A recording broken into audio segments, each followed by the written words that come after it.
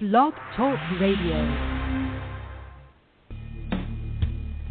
Welcome to Institute for Personal Development, where total consciousness is the new frontier. Kriya Yoga is the union of the individual with the divine. Join us as we explore the practices that initiate this process. Well, good morning and welcome to the Voice of Yoga. Let's talk consciousness. I am your hostess, Lisa Winton, and with me is Kenny Toy, also known as Swami Jayananda, founder of Institute for Personal Development, located here in Hampton, New Hampshire. Good morning, Swami. Thank you for being here today. How are you? Good morning. I'm doing well. And you? I'm doing real well. Thanks for asking. Well, I want to thank the listeners for tuning in today. And on the Voice of Yoga today, we're going to be talking about the Oracle and Delphi, Know Thyself and Nothing in Excess, along with the TLC Labyrinth. Well, I think we should first begin, Swami, about explaining what exactly is the Oracle and Delphi and the true meaning behind Know Thyself and Nothing in Excess. The Oracle in Delphi was Know Thyself, Nothing in Excess.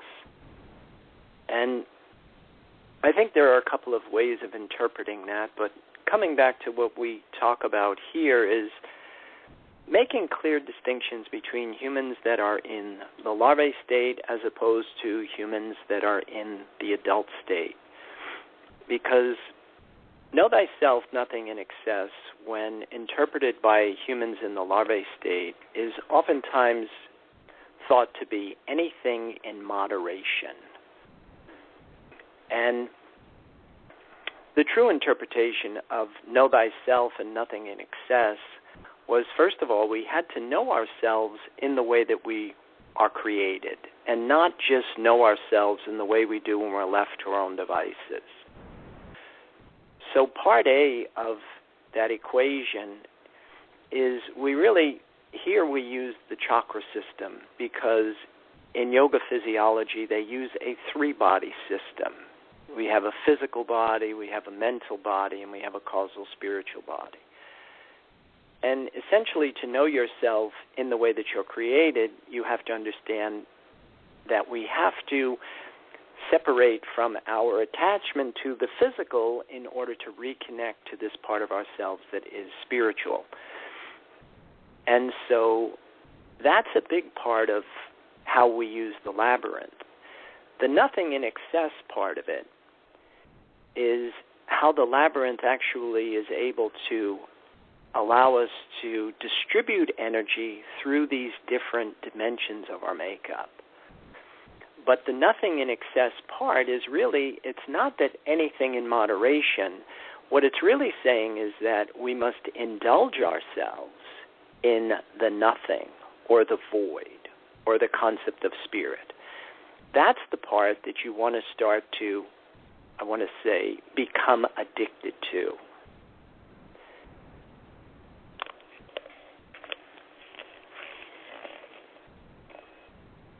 So when I hear people talking about, well, I'm only going to have, one glass of wine with dinner instead of 3 glasses of wine, because, anything in moderation is okay. So they're using something physical to, what you would say, validate themselves, and not using the void or the nothing to validate themselves. Right. Yeah, see, the thing about the physics of spirituality is that your relationship with your divinity is a mutually exclusive relationship. It's not that that you can jump from one ship to another back and forth. That there are different camps, and there are different sources of sustenance, and they also have different returns. And that's one of the misconceptions today with, a lot of the infiltration of what I call the New Age movement, a lot of the celebrity pseudo-spiritualism that's out there today. People think that indulgence is a viable path to this thing called God, to becoming spiritual, when in fact that kind of keeps us stuck in this very limited sense of who we are. And so in order for us to really know ourselves in the way that we're created and not just know ourselves in the way we do when we're left to our own devices, there had to be some tampering. There had to be a departure from instinct, appetite, preservation, and survival. We had to separate from our attachment to duality and prepare our bodies for the invocation of a different source of sustenance. It's like we said in one of our earlier shows, this concept of a concealed deity is really the meeting point of all of our sciences and all of our religions. It's the meeting point of, astrology and yoga. And so it's not a new concept. The void or the nothing, is actually what quantum physics discovered, and in my opinion proved mysticism with. Now, the whole thing is to become addicted to it is something that we have to make happen. And again, it's a very mutually exclusive relationship that you don't just intellectualize it. That's one of the things we've been saying, that you literally rebirth your body in it. I think the term that was used in earlier times was the concept of sons of men and sons of God. That your first birth, our physical bodies were born and we were considered human, of a human nature.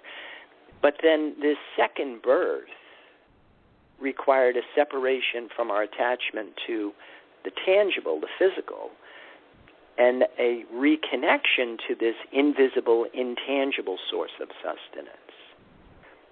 And when we literally rebirth the body in that source of sustenance, your identity transcends the limits of a body. And so you have a more inclusive point of identification. Okay, great. Well, I think now we should probably discuss with for our listeners about the labyrinth, the development. How did it come about? What was the origin, and how do we use this tool? Well, the labyrinth, the Cretin Labyrinth, which is what they call the Seven Circuit Labyrinth, which from my understanding is one of the older labyrinths, comes out of sacred geometry. And the first time I was exposed to the labyrinth was at an astrology conference in Vermont, the Roots of Astrology conference back in, I think it was around 1990. And there was a man there, his name is Sig Longren, and he had the labyrinth, and he described it as an ancient tool for balancing your chakras. And I remember just looking at it, and it was the first time I even just looked at it, I was like, oh, I know how this works. And so after spending the weekend and having him describe how they use it, when I came home, I actually started to put together the system that we use now. That corresponds with the two-part Greek philosophy, know thyself and nothing in excess. And for part A, know thyself, we use the chakra system. The diagram that we use for our logo is, that's a template for how our minds work. Our chakra system are these energy converters that reside in the astral body. And the way it kind of works is that the pure energy of spirit passes through the lens of mind and then creates the manifested experience of life. And if you understand, that you're a physical, you're a mental, and you're a spiritual being, and you understand how this ancient tool worked, then you can use it as a guide for creating your reality, because it works on, the simple formula that how we think is what we become, that energy follows mind. And so we use the labyrinth as a tool for dispatching energy into all of the different departments of our lives, because preoccupation with certain departments of life can oftentimes produce neglect to other aspects, or, the simple fact that we don't identify with parts of our makeup, produces neglect, which is the origins of all disease or disease. And so the labyrinth provided us with the nothing in excess aspect to the two-part philosophy. And then, you're probably more familiar than, say, for example, anybody that might be listening that never saw a labyrinth. But you could go to the website, and if you click on the site map and you go to labyrinth, it will bring you to the page, and it will show you the two diagrams that we're talking about. That the Know Thyself one is actually an image of what we call samadhi. And that in and of itself is a really interesting dynamic, because if you notice when you look at it, the outline of the individual is very distinct. Because a lot of, again, coming back to the celebrity pseudo-spiritualism, people think that your sense of self is the enemy, whereas in this image you have a very strong sense of self. The true mystic doesn't lose self-conscious awareness. Your sense of self is not the problem, it's a vehicle. But the image portrays that you have a strong sense of self, but you also have an expanded sense of awareness. It's the merging of your microcosmic orbit, your chakra system, with this macrocosmic orbit, the universe. And so the concept of samadhi, total consciousness, is a more inclusive point of identification as opposed to a loss of self-conscious awareness. But when you put the fixed signs on the angles, which is Scorpio, Aquarius, Taurus, and Leo, the cusp of the first house, the fourth house, the seventh, and the 10th, the zodiac lines up in a way that the signs, the planets that are associated with your chakras will be in alignment with the signs that they rule in astrology. So Saturn rules Capricorn and Aquarius, Jupiter rules Sagittarius and Pisces, Mars rules Scorpio and Aries, Venus rules Taurus and Libra, Mercury rules Gemini and Virgo, the Moon rules Cancer, the Sun rules Leo. The symbolism of when you put the fixed signs on the angles, interestingly enough, is found all over the planet. That the Sphinx in Egypt was the head of the man, the body of the bull, the paws of the lion, the wings of the phoenix, which was the original symbol for Scorpio. The phoenix was the eagle-like bird, out of its own ashes would regenerate. And the four evangelists in Christianity are symbolized by the man, the bull, the lion, and the eagle. Revelations in the Bible is all about this diagram, makes direct reference to all of the symbolism of it. So the information has been around for a long time. Now what we've basically done is, again, we've resurrected it, and now we are employing it and we're using it.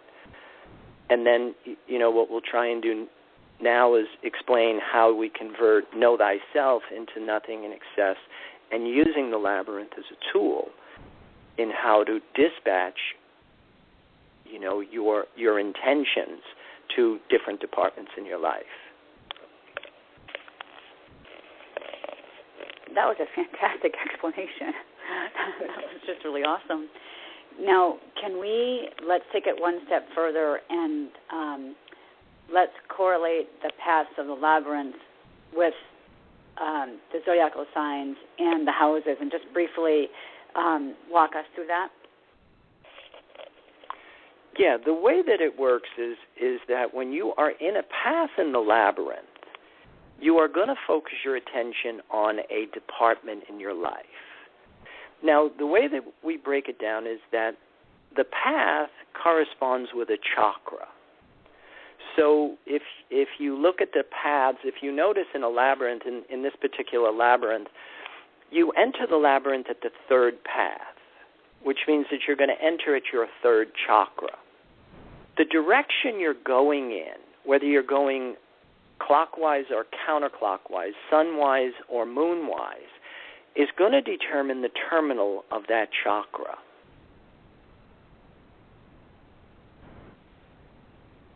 So if you notice, you enter at the third path, you're going in a sunwise direction. So you're entering at Mars chakra, Mani Paraka, at the solar plexus. You're going in a sunwise direction. The masculine side of Mars chakra corresponds with the zodiacal sign of Aries. Now, Aries, in what they call the natural zodiac, corresponds with your first house. That's the only thing that might be a little bit confusing about the instruction, because we're not really using the house system of this particular chart in the diagram, because in the chart you're looking at the sixth house. But when we categorize and organize the information, we assign Aries to the first house because of the natural zodiac. And then so you're going to enter at your first house, which is you, your physical body, how you see the world, how the world sees you. It's, your muscular system. It's the attribute of being brave. And so the whole time that you're in this path, you're going to focus your attention on that department in your life. Now, the two ways that we can use the labyrinth, one is through self-inspection, and the other is more proactive with affirmation. So you can passively examine this particular department in your life, or you can proactively have imagery that you actually try and project and create changes in that department in your life. Well, thank you. Before we move on to other paths, I just want to take a moment to hear a word from our sponsors. We will be with you, listeners, in a few moments. Om Purnamada Purnamidam Purnamudachyate. If you are looking for a samadhi-based experience, IPD Kriya Yoga has the goods. A complete yoga program that includes the practices and the process. Starting with the separation from mother, including the labors and tasks of the hero and the return as a whole person. Practice makes perfect only when practice is whole. Kriya Yoga is a path of action, knowledge, and devotion. Samadhi, or total consciousness, is experienced by knowing and doing with devotion. Call or click now and get started. 603-929-0303 or www.ipdtransform.com. Namaste.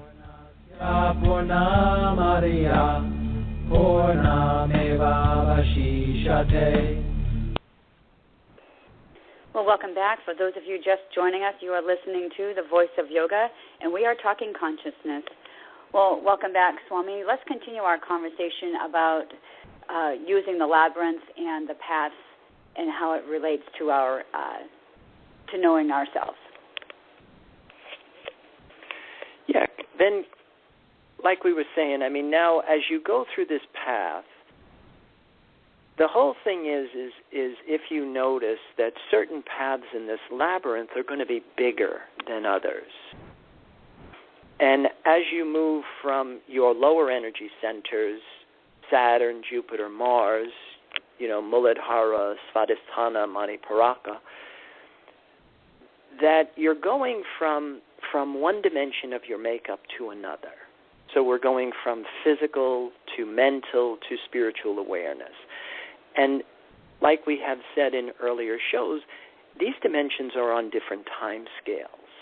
That's the thing I found that was really interesting about the labyrinth, is that even though you may be trying to affect changes in something that is on a physical level, as you get to the higher centers, it doesn't require as much effort. So the duration of the amount of time that you spend in a particular path is going to be directly related to the chakra. that is going to be associated with that department in your life. And so we went over like the third path, which was where you enter the labyrinth. Then when you come to a switch back in the path, the whole key now is that you move to a different chakra. You move to in a different direction. So now you're going to move from the solar plexus to the navel, which is Jupiter chakra, Svadhisthana. And you're now going in a moonwise direction. So the feminine terminal of Jupiter chakra corresponds with Pisces, which is your 12th house. And then, everything that the 12th house represents. We talked about that a couple of weeks ago, the whole thing of a karma, undoing.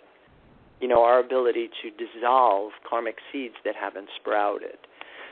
It's the house of, our connection to this dissolving force in the universe. The house of our religion. It is your endocrine system, and it is associated with the attribute of being kind.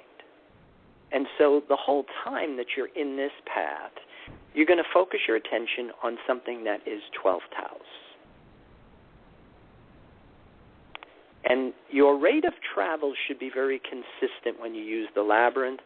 If you don't have an actual labyrinth, you can do the same exercise just by timing, counting your breaths. One of the things, if anybody is interested, we do have the labyrinth video online available. That can, and with a booklet that would describe how you would use it or start to use it. But if energy follows mind, what you're basically doing now is you're learning an organized way of looking at yourself in the way that you're created. That your paths that lead to the center will give you like one perspective of yourself. When you start to exit the labyrinth, it will give you the other view. But if energy follows mind, how we think is what we become, it becomes a really essential tool in being able to create your reality. I'm glad you had mentioned about the labyrinth video and the booklet, the PDF booklet available online. I also want to invite listeners, since you brought up the subject, that the Theory 2 class that we hold on Thursday nights at 7 o'clock, there is labyrinth work done on Theory 2 with you, and they can access that through Powwow. Is that correct? Yeah, that's also accessible. And in fact, that's where you can get the video to, that you can have. You could download that to your phone or to your computer. And, you could start using it right away. And the other thing is that in Theory 1, when we get to concentration, which is, again, that's your 6th stage of yoga, the labyrinth becomes an incredible tool as an exercise in concentration. And then, like what we talk about in Theory 1, when does pranayama become pratyahara? When does pratyahara become dharana? When does dharana become dhyana? When does dhyana become samadhi? That you're doing the same exercise, but they're experienced at a different level of consciousness and a different degree of awareness. It's like we talked last week, it's this whole process of the mind opening, the identity transcending the limits of the body, that begins with this inner marriage, this union of the individual with the divine. And the benefits start to reveal themselves, as your mind starts to transcend the limits of your body. Because even, say, for example, the concept of meditation, by definition, is the 7th stage of yoga. It's the 8th stage of Buddhism. there's a lot of preparatory work that has to be in place. Now today you can go for a meditation course or take a meditation class, or do meditation with Deepak Chopra and Oprah Winfrey online. When in fact, it's just such a watered-down misconception and misrepresentation of this true state of being. That to truly meditate, it's not just, taking a conscious mind that's the size of a quarter and putting it in a different coordinate of consciousness. Going to your happy place is not that hard. But to expand your mind beyond the limits of your body is going to require a lot of preparatory work, and it's going to require you to understand the physics of spirituality. The like attracts like, and two things can't occupy the same space at the same time. That's why, this relationship that you have with your divinity is a mutually exclusive relationship. That's why the nothing in excess, meant something very different to the human in the adult state than it does to the human in the larvae state. Well, in closing, I would like to invite our listeners out there to visit our website. You can follow us on Pinterest, on Twitter, Facebook, and as I mentioned earlier, if you are interested in taking some classes, please visit Powwow. You can access our online classes that way as well. But, to also keep those comments and questions and your curiosities coming. We do enjoy hearing from you. Next week, we're going to be talking about the separation from Mother and the union with the divine in celebration of Mother's Day. But before we sign off, any final thoughts or comments on the labyrinth?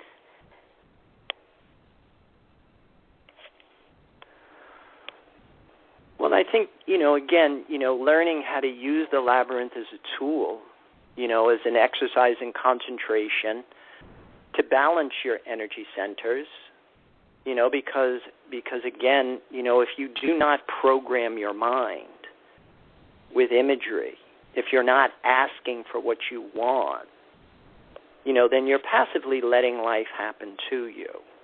This is a very proactive exercise that, one of the things when you start out using it is one of the questions that we ask is, what would your life look like if you were doing exactly what you want to be doing? Because coming back to our earlier shows, most people today are making most of their decisions based on what they think other people want them to do. We still haven't, like we'll talk about next week, we haven't separated from Mother. We haven't separated from our infantile defense mechanisms, our need for approval, our need for external reinforcement. So the labyrinth becomes an excellent tool because, like we say, when we talked about karma, we said, what isn't conscious is unconscious or karmic. And if you understand how your mind works, and you understand all of the different facets or petals of the mind, and you proactively start to program it with imagery, then you actually start to see how you can start to affect changes in your reality. The other important thing, of course, comes back to having your connection to the divine. Because thought is an energy, it's capable of producing effects, but it's measurable based on the amount of strength we emit it with. It's belief that gives thought the power of intention. So the two things that you have in place is, one, you believe you can, and then the other is you're asking for what you want, and you're programming your mind on all of these different levels.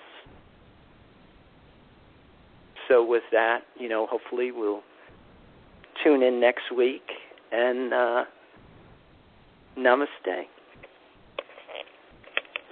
Thank you for listening to our program today, The Voice of Yoga. I am Lisa Winton with Swami Jayananda, signing off, and have a wonderful Kriya Yoga kind of day. Namaste.